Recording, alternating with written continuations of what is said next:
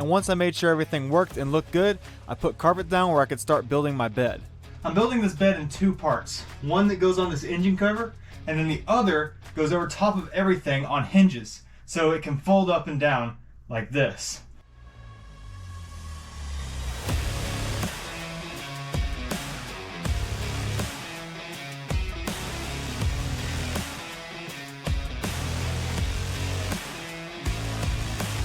Meanwhile, directly above me, the office was finally ready for carpet.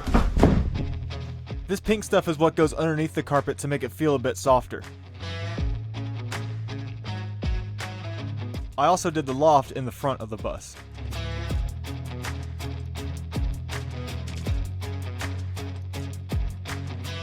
Carpet's great for many reasons, but the main one for me is just something about it makes it feel like home. I mean, just look how nice and cozy these spaces feel now.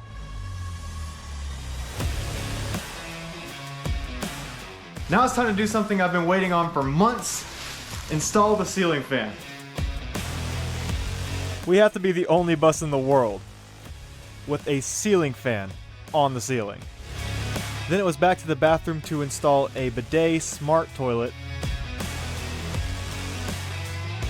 give the ceiling a coat of paint, install the dual shower heads and controls,